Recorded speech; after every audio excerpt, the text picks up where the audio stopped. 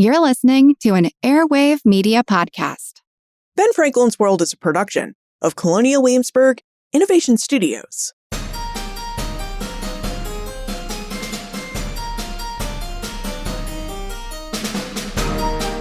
Hello, and welcome to episode 355 of Ben Franklin's World, the podcast dedicated to helping you learn more about how the people and events of our early American past have shaped the present-day world we live in. And I'm your host, Liz Covart. On April 10, 1606, King James I of England granted the Virginia Company, which was a commercial trading company, a charter so that it could undertake the work of establishing an English colony on the eastern coast of North America. Today we know that the Virginia Company successfully established the first permanent English colony in North America at Jamestown, Virginia. But what work did the Virginia Company have to do to establish this colony? And how much money did the company have to raise, and from whom did it raise this money to support its colonial venture? Misha Ewan, a lecturer at the University of Bristol and a historian of early modern England and its Atlantic world empire, joins us to discuss the creation and operation of the Virginia Company with details from her book, The Virginia Venture, American Colonization and English Society, 1580 to 1660. Now, as we investigate the Virginia Company, Misha reveals details about the Virginia Company and why England had to depend on trading companies like it to launch its programs of colonization, the plans and work the Virginia Company had to undertake to ensure it could establish a viable colony, and information about the Virginia Company's investors and why they may have chosen to support the company and England's colonial ambitions. But first, April is Adopt a Listener Month. It's a month where we try to get more friends and family to listen to a podcast. So if you know someone who loves history but hasn't yet tried Ben Franklin's World or any podcasts, April is a great month to try and convince that person to finally listen to a podcast. So thank you for adopting a listener this month, and thank you for all the work you do to help spread the word about Ben Franklin's World.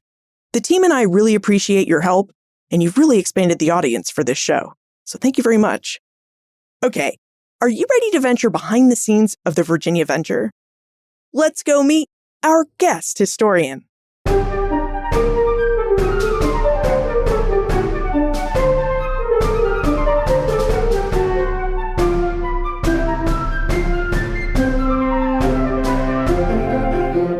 Joining us is a historian of early modern England and its empire in the Atlantic world.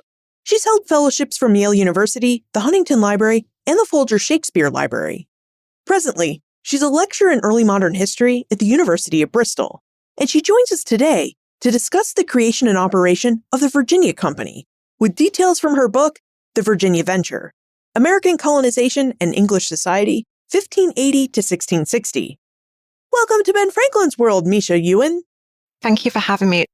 When we talk about the history of English and later British colonization in North America and the Caribbean, we're talking about a history that began in the late 16th century.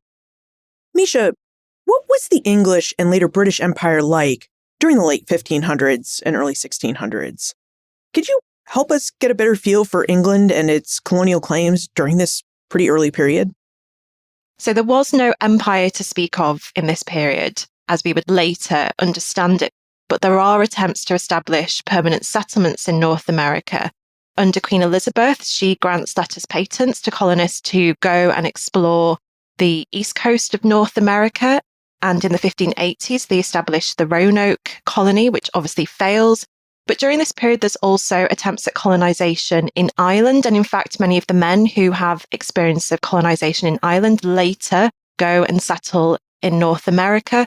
But there are other more informal attempts at overseas trade and colonization as we might think of it. There are trading companies trading in places as far apart as Russia and the East Indies, and establishing trading factories in places like India. So there are these various different projects going on, but there is no permanent colony or settlement in the late 16th century, and it would be several more years before they're successful under the following reign of James I in the early 17th century.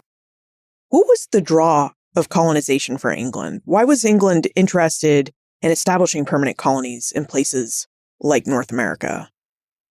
England was quite a small actor on the world stage.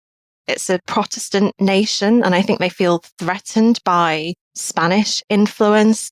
And establishing a foothold in North America would give them a way both to have access to their own natural resources and trade and not have to rely on other European powers, but also try to assert their own influence with what they see, this growing Spanish Catholic influence, not only in Europe, but now also in the so-called New World. So that's one of the reasons. But there are all these other cultural and economic and social reasons as well. In England at this time, there are concerns about underemployment and overpopulation, and increasingly they see colonisation as an outlet for some of these concerns. They think it will provide new jobs and opportunities, not only for the poor labouring classes, but also for the second sons of the gentries who are in search of their own opportunities for social advancement and wealth. So there are a mixture of different factors, but I think clearly they are being influenced by their European neighbours as well and looking to them and following their precedents. And I think that is one of the key reasons that increasingly North America and the Americas more generally seems like the best option for them. They think it's a land of plenty. They think it is rich in natural resources. And importantly, when they're looking to the east coast of North America in particular, that's an area that isn't yet claimed by another European nation. So it seems for the English that it's just there waiting for them and very much open. Now, wanting to establish a colony to enrich yourself with natural resources and any precious metals that your colonists might recover from the land is one thing, but actually establishing a colony is quite another. And it would take a lot of money for all the European governments and empires that wanted to establish a colony in the Americas to be able to establish one. So, Misha, what is England's plan here? Would you tell us a bit about England's plan to finance a venture so that they could establish a permanent colony? So you're right that colonisation does require very deep pockets. And Queen Elizabeth and then King James after her do not have the capital to finance this. So instead, would-be English colonists in the 16th century and the early 17th centuries, they do seek Crown approval and they're granted Crown permission. And this is in the form of these letters, patents and these charters for trading companies. But what they really rely on is the capital of the nobility in England and the merchant population as well. And they're seeking this private investment through their own networks, much wider networks. So beyond the court, into merchant communities in the City of London, but also places like Plymouth and Bristol. So in this way, again, England is different from Spain. The Spanish state is incredibly wealthy at this time because of their expanding empire, and England just doesn't have the same resources to draw upon. And this is one of the reasons that we do have the development of these private trading companies in this period, because they need private wealth in order to fund these ventures. Speaking of the Crown's reliance on private investors to establish colonial settlements, Misha's book, The Virginia Venture, charts the creation and work of the Virginia Company to establish English colonies in North America. Misha, would you tell us how England worked to get merchants and investors excited about investing in a colonial venture, and why these investors established a company to try and accomplish the state's goal of establishing a colony? So there is this ongoing contrast, I guess, between sort of Crown influence and the creation of these private companies. And the Virginia Company is a joint stock company. This is a model which essentially is how we'd understand companies today with different shareholders. So although it's a smaller group of gentlemen who petitioned the Crown for a charter to establish the Virginia Company, and they're granted this charter by James I in 1606, the company itself is made up of a much greater number of individuals who invest. So it gets its start in 1606, and originally it is a smaller council of company directors, and they're directing colonisation from England, and there is also a council in Virginia. But a few years later in 1609, they kind of realise that this model isn't really working for them, and the company opens up. They provide opportunities for a much broader public to invest in the company. So you have people from merchant backgrounds, people who are in trades, and we also have first women investing in the company as well. And what this model provides it spreads the risk amongst many individuals. There's not one single person, or it's not the crown who is sharing not only the financial risk, but, the political and diplomatic risk as well. And this is appealing to people in England because they can invest £12 in a share. But if things go wrong, it is only £12. They're not pouring in hundreds and hundreds of pounds as investors do in the East India Company, for example, which is quite an expensive company to invest in.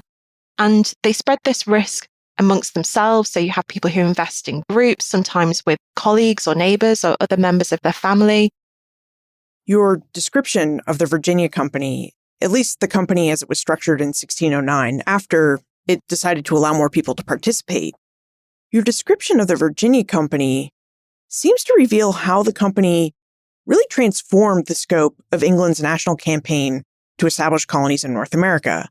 I think we can see how English men and women living in this early 17th century might have seen and equated an investment in the Virginia Company as an investment in England.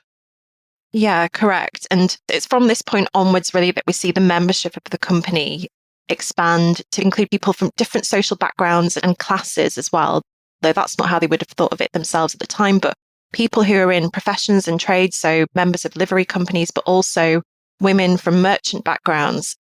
And then the company gets a new charter in 1612. And at this point, we then see even more women coming into the company from noble backgrounds. And I think by this point, the company already has an increasingly well-oiled promotional campaign underway. They're seeking investment through the courts across the City of London and beyond, and really trying to kind of leverage the influence that they have. And they have certain patrons who are helping them to do this. King James's son, Prince Henry, and also the king's right-hand man, the influential statesman, Robert Cecil. They both die in 1612. And, after that point, the company does kind of have some trouble because it's taken a few years to get the project underway. They've not been particularly successful, and they've just lost two of their greatest patrons. And at that point, some people do default on their payments to the company because they're losing confidence in it and its ability to actually succeed. It's a slow progress. But I think actually by having that kind of number of investors and some people who are willing to carry on pouring capital into it, willing to lend the company money on interest or also provide charitable payments to the company as well, is really what helps it keep up the momentum over the next few years until it reaches a point that it has increasing stability and seems like permanent settlement is actually going to be a prospect. I know we'd love to know more about individual investors. Before we dive into that topic, Misha, you mentioned that the Virginia Company was a joint stock company, and I wonder if you could tell us how a joint stock company works. Yeah, the benefit of that is that you can seek investment from people that don't have any prior experience of colonization and trade. And this is what is different and beneficial. So they can seek investment from people who do have money to give, but maybe have never invested in these kinds of projects before, because what they have is a small group of company directors who are experienced, who can oversee trade, but they give these shareholders a say in how policy is created, and they have these meetings that everyone is able to attend and voice their opinions and voice their concerns. So in some ways, it's a more democratic way of operating a company, I guess, although that's not how they would have thought of it at the time. But it's different from regulated companies, which is the other model that the English use for other overseas trade. And those companies do rely on all of the members of the company being experienced merchants. Because the Virginia Company doesn't rely on that model, that's why you do get all of these gentlemen at court who are investing and all of these noble women. And that's important because they are able to bring that kind of cultural and social capital to the company. They make it respectable. They kind of bring their civility and their networks and their connections and patronage to the company, which is really important for its success and kind of lends it an air of respectability that, quite frankly, other trading companies in this period just don't have. They're seen as being spheres of merchants. The Virginia Company has this different feel to it for English people at the time. Was the Virginia Company the first joint stock company to operate in England, or were there other models for the Virginia Company to follow? It's not the first. The East India Company was a joint stock company, and there was also a joint stock company in the 16th century. but it is the first joint stock company which is attempting colonization. In this period, the East India Company isn't looking to establish permanent colonies.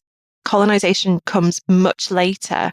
So as a joint stock company which is establishing colonies, it is the first in England. And I think it's questionable how successful that was and whether it was the right model. Clearly, people in England eventually decided that that wasn't the best way to model colonization. But in 1606, there was a precedent for it.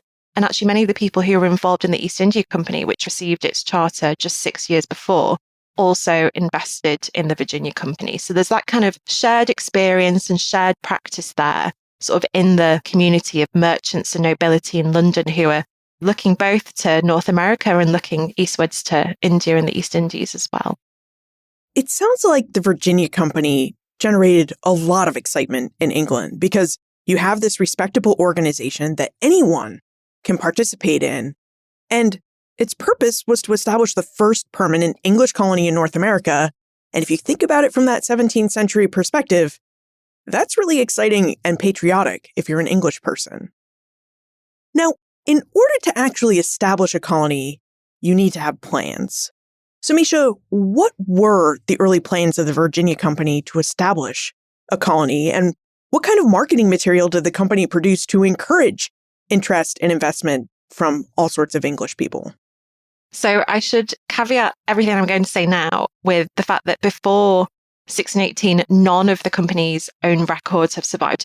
So we don't have any of the company minutes, but we can gather a lot from what's going on in the company from the printed promotional material that it produces and also, the kind of letters and correspondence of people who are involved. But you're right, it's trying to garner interest in lots of different ways. So they commission preachers to preach in church and spread the word about this Christian mission and the ideas that they have to convert the indigenous population to Christianity. And they're also seeking donations in church. They're also spreading the word through Parliament and the court and the Inns of Court as well. So within the City of London and the kind of wider London area in the palaces and the halls of Westminster, they're trying to seek sort of interest and investment and patronage. And I think also one of the ways that they're trying to kind of galvanize interest is also by bringing back colonial goods, new goods from North America, and also the indigenous peoples of North America who bring back as captives and also guests to show the people of England that these are the opportunities that will be waiting for us there and to learn from them as well about the wealth of natural resources and what the inhabitants of North America are like and what the geography of North America is like. So there are different means and sort of ways that they're doing this. And some of this kind of evidence has survived. We can learn a lot from the different messages that they're promoting, that this is both about religion and piety, but it is also about profit and trade. And I think they don't see those two things as being in conflict. In fact, they actually think that those things are harmonious and actually you should have both for successful colonization. Now, you might recall from episode 250 that the Virginia Company established the first permanent English colony in North America at Jamestown in 1607.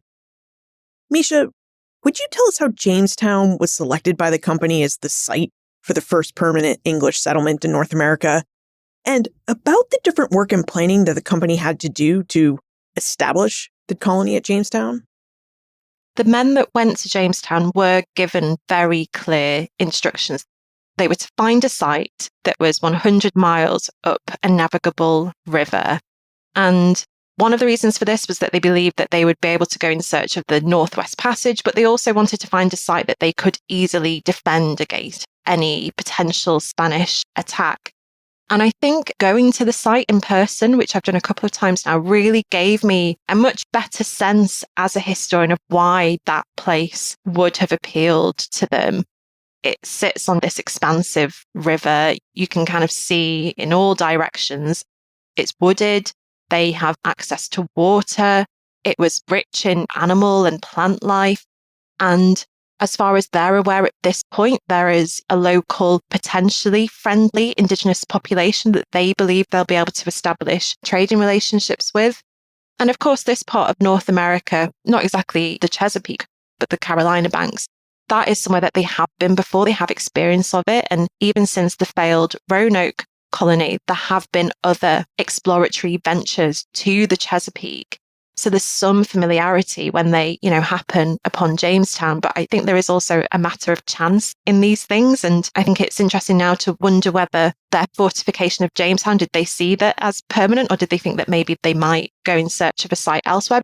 Because they do continue to explore the surrounding area, going to the area where Richmond is today, for instance. And although James Fort remains the centre of the Jamestown colony, by the 1620s, households and plantations have spread out into the area more widely. But it turns out that actually it's not the best site for them because the water is brackish and it makes the men very ill, and there are all sorts of other issues that they run into. That's fascinating.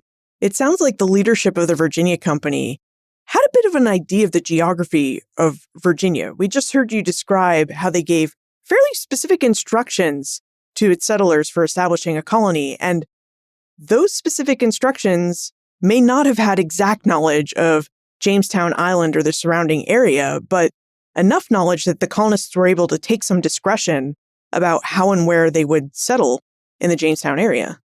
Yeah, and these are men who are trained men, navigators, sailors, soldiers. So I think there's a sense that they themselves will use their own experience to be able to identify the best possible place based on the instructions that they're given by the council in London, and that's what happens.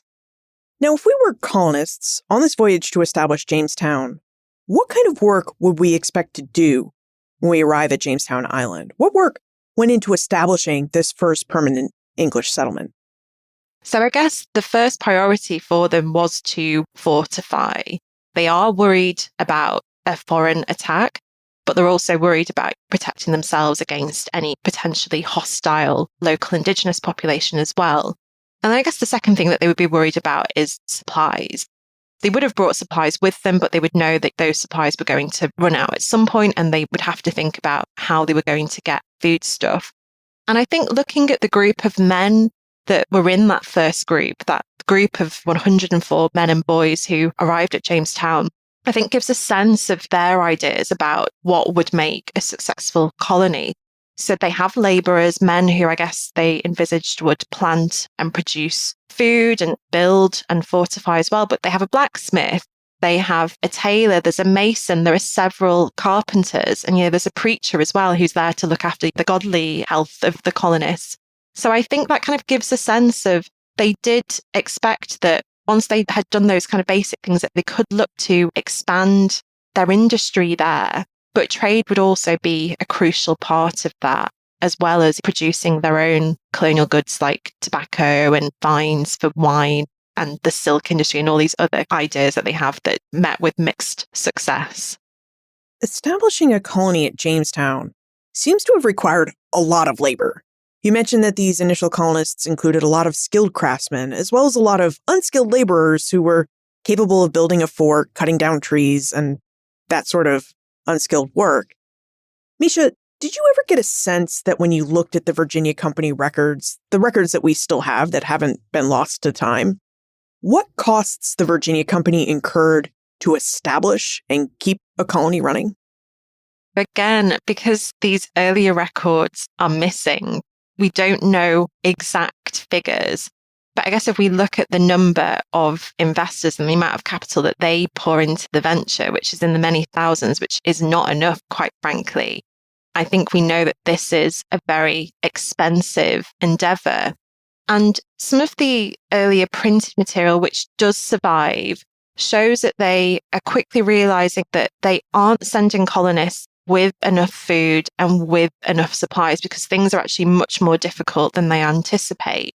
So we see them drawing up lists of a kind of ideal roster of equipment and tools that people should take with them so that they can be more self-sufficient. And this is, different kinds of farming and agricultural equipment and things that you would need to build, like you say. So hammers and nails and that kind of thing.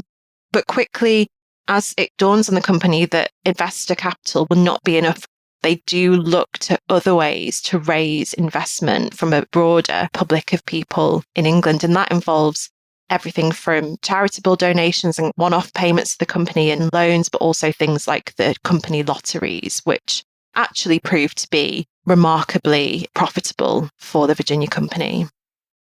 When we visit Jamestown and visit the National Historic Site in historic Jamestown, we really get the impression that Jamestown is a fairly small colony. And I guess that's reflective of the Virginia Company, too, that it started out as this pretty small entity.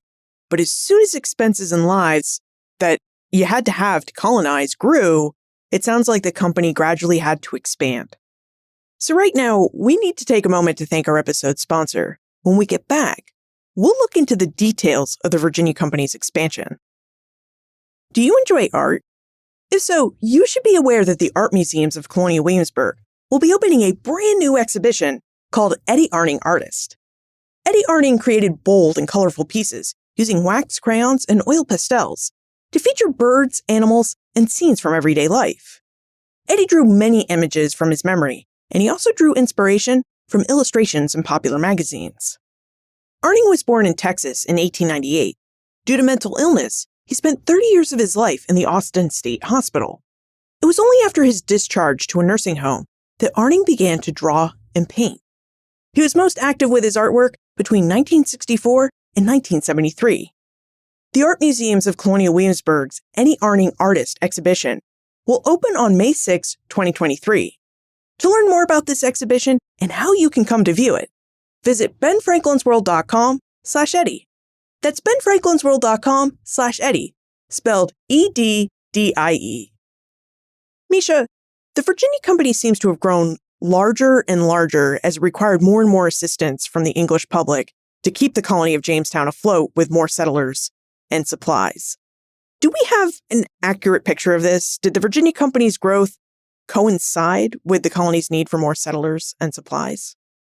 I think they probably did not envisage the first group of 100 men would all perish as quickly as they did. Supplies of further labourers would be required, but hundreds of people go to the colony in those first few years, and that does require a huge amount of capital. And it's clear that some of that money is coming from the company, but I'm sure that some of those people were also probably supplying themselves as well and paying for their own passage.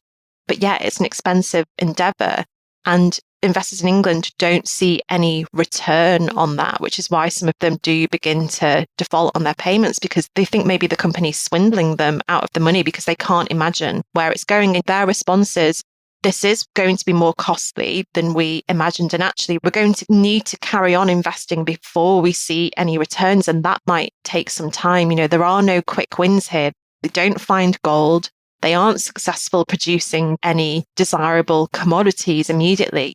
That happens several years down the line. So at this point, it's this kind of black hole that they are pouring this capital into, and it is not offering any returns to the investors. So it's clear the Virginia Company needs more money. And you mentioned earlier that one of the pools of people in England who answered the Virginia Company's call for further investment was women.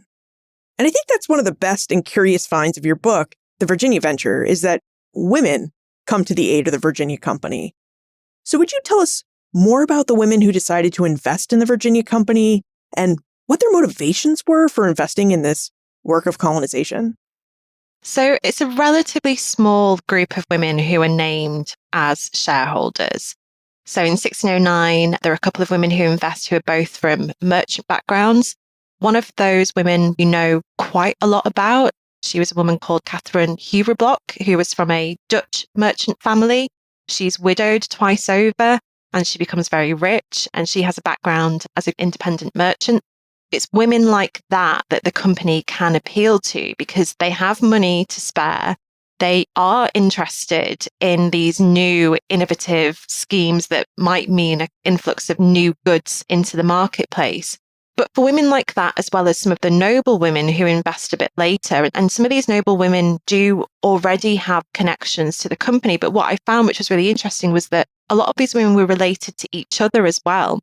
You know, I think one of the things that was a motivation or an influence, if you like, was that people are doing this because other members of their family are doing it and their friends are doing it. And they're kind of deciding that it is a shared endeavor that they should all be investing in.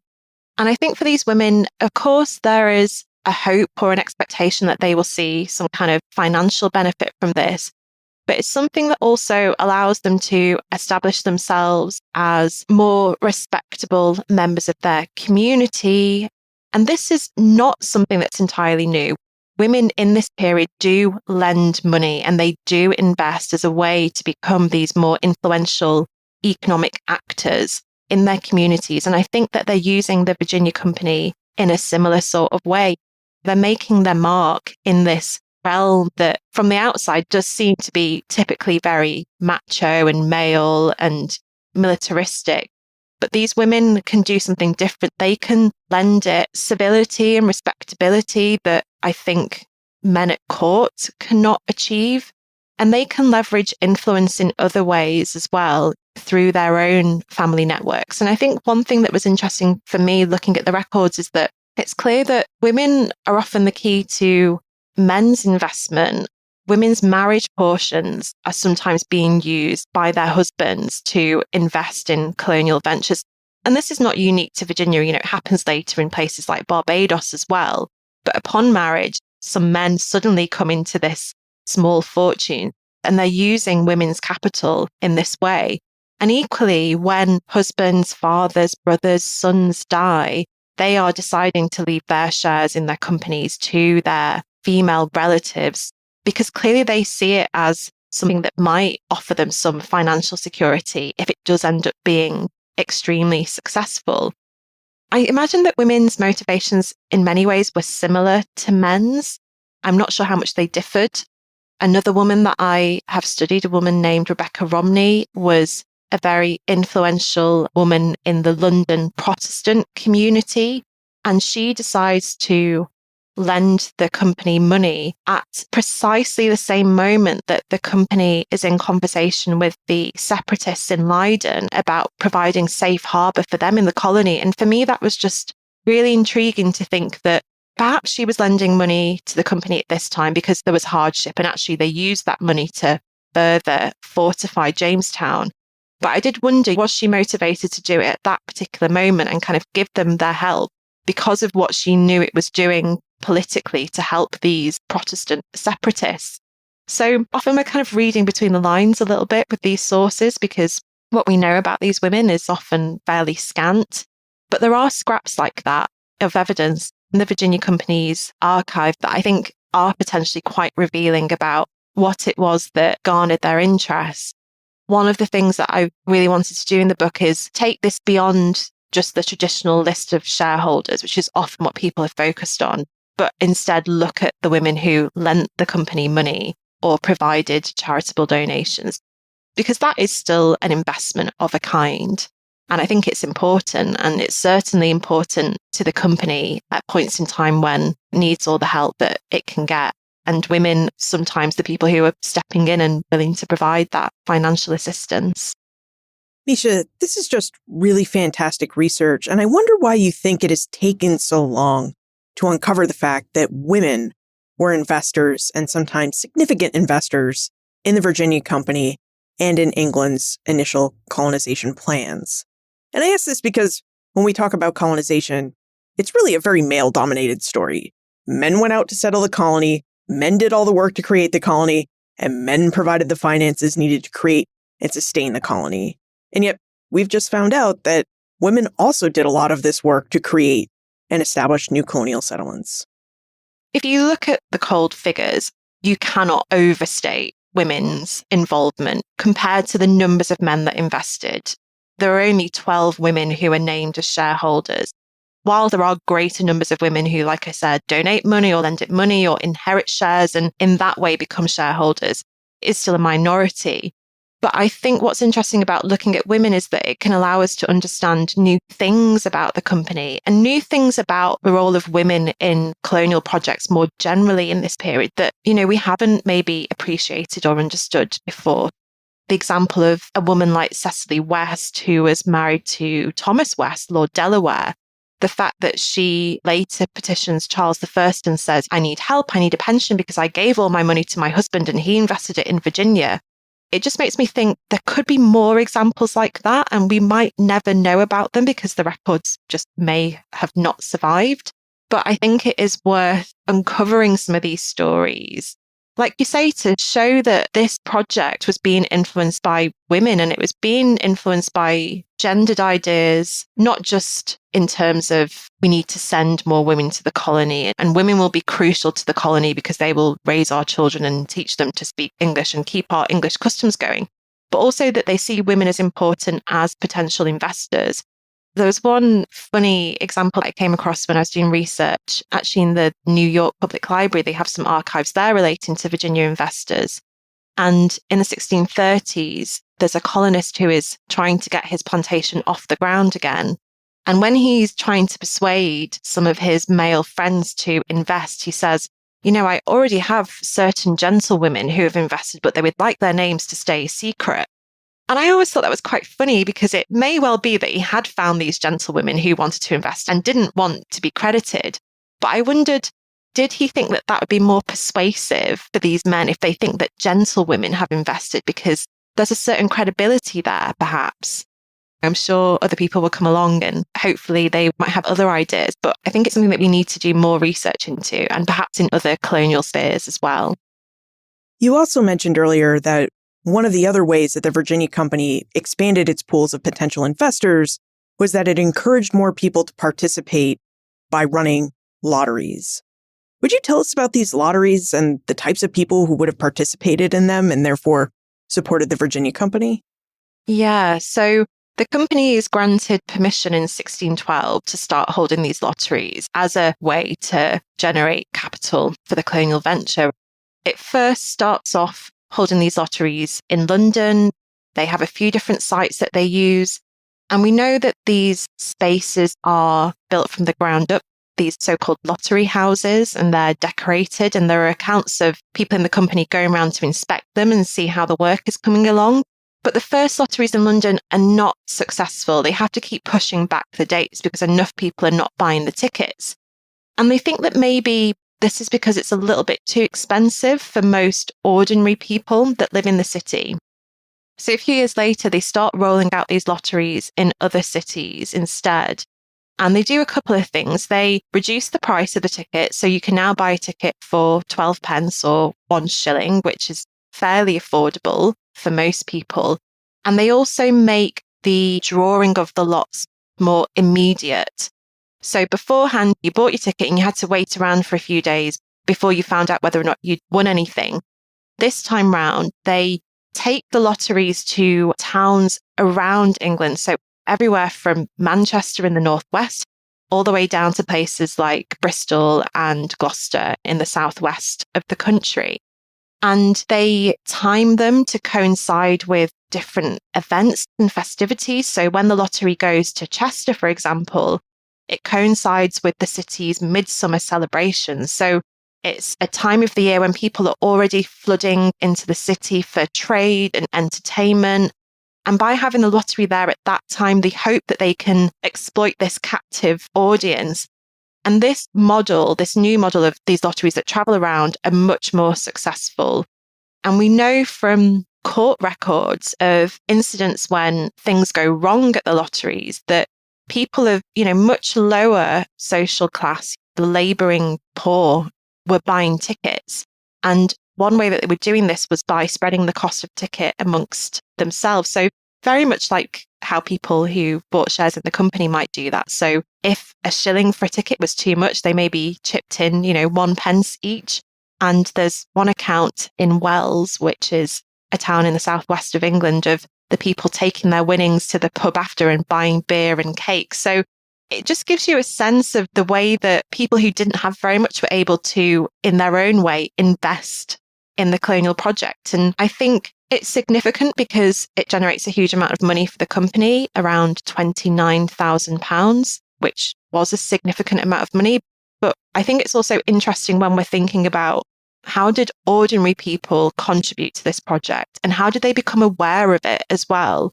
If they hadn't already heard about it in church through a sermon or heard a ballad about the New World, maybe they first encountered it because one of the lotteries came to their town or village. And for me, that's just a really sort of intriguing idea. Yeah, I think we have a sense that this company venture, this Virginia company venture, was really a national venture where everyday men and women, people like us, could participate in some way to support England's colonial hopes and dreams? Yeah, I think for me, this way of thinking about the colonial project really stems from expanding what we understand to be that participation. And I think there are very proactive ways that people are involved, whether that's as company shareholders or the people who actually migrate and become colonists. But I think understanding that participation in the colonial project to also include people who do it in maybe more fleeting or passive ways. So buying a ticket for the lottery, for example, money which was put to very real use by the company to send settlers to fortify and to expand the colonial project.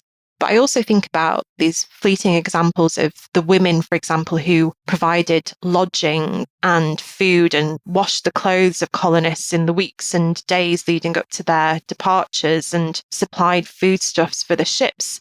And I think through that lens, we get a sense this requires the buy-in and the support of a much broader public.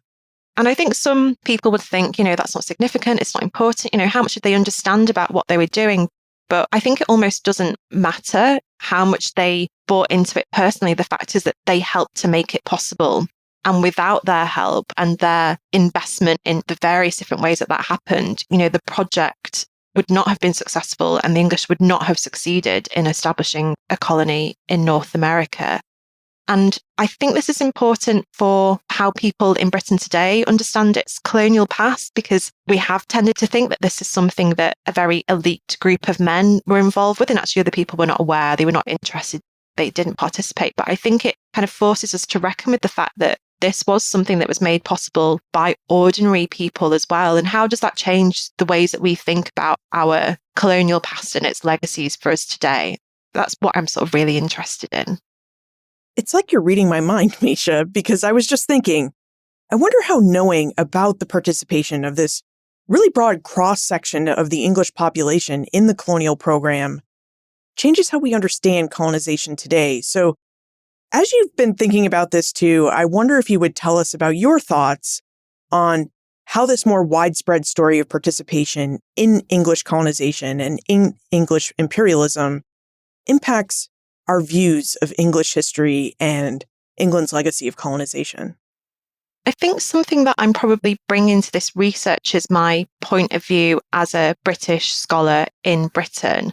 So I sometimes think that my reading of this evidence and my sort of understanding of this history will differ from people in the United States who have grown up with the history of Jamestown and people who live its impacts and its legacies in very different ways to people in Britain. As an example, my own kind of personal connection with this history is that I didn't know anything about it until the final year of my undergraduate degree. I had no understanding really of English colonization in Virginia, and it took me by surprise. And that was really what made me want to study this history more, because generally, I think a lot of people in Britain are very unfamiliar with it. And initially, the reason that I started looking at the role of women and the way that the labouring classes were involved in this project was more about my own kind of personal interest in wanting to expand the people that I was researching. I thought, I'm kind of getting a bit bored of reading about these members of parliament and company directors. I want to hear about other people. But I think then it struck me that there was something deeper and more interesting about their involvement, which is how Britain does understand its colonial past. And I think sometimes it conflicts with feminist history, it conflicts with working class history, people that sometimes we've seen as being victims in these narratives of empire as well. And actually, I think what this showed was that these were people who sometimes were pushing back and were resisting the colonial project. So poorer people who did not want to be transported to Virginia because they couldn't find a job in England. But actually, it was interesting that these are people who were upholding it and supporting it just as much as the elite men in the city of London are. And I think it's forced me to look at sources, historical sources in different ways. I started to see imperial history everywhere in English archives. But even things like sort of towards the end when I was completing this book, I made a visit to a local church in London where there's a memorial to Catherine Huribrook, who was the woman that I mentioned who invested in the company in 1609. And her memorial survives, which is quite remarkable for it to have survived hundreds of years. And I was really interested in her as a woman and someone who was innovative and someone who was clearly independent. But I thought, there's a colonial legacy entangled with this woman and her history and this memorial as well. And what I think is that until we start to surface this history a bit more and to kind of wrap our heads around it for people to have a greater understanding of it, we can't actually understand our country. And that's in a very kind of physical sense, like these monuments and memorials that we have to different people. But I think we can't understand the debates that are ongoing today about reparative justice and decolonization if we don't actually have all the facts. And the facts are that this wasn't just a minor interest confined to a few people. This was something that actually a whole nation was invested in as well. And I think showing that it is more complex than just good and bad. There are kind of complicated ways that people were involved in this as well. And I just think it's something that we ought to know more about. And hopefully my book can make a small contribution to that understanding. And on that note, we should move into the time warp. This is a fun segment of the show where we ask you a hypothetical history question about what might have happened if something had occurred differently or if someone had acted differently.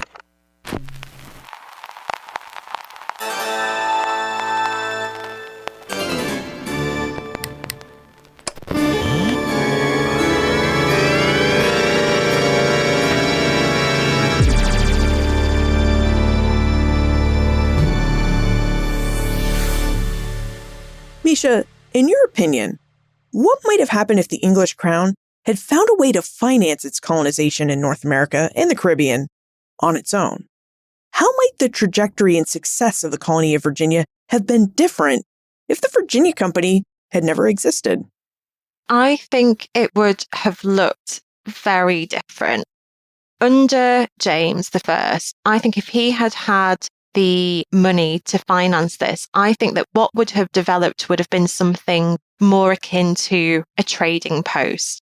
I don't think there would have been as much emphasis on settling families and creating permanent communities, these urban settlements with various different industries. I wonder whether it would have been much more focused on male settlers, fortification, militaristic, which is how it was in the beginning. But I think it grew and developed into something else because of the influence of Virginia Company investors.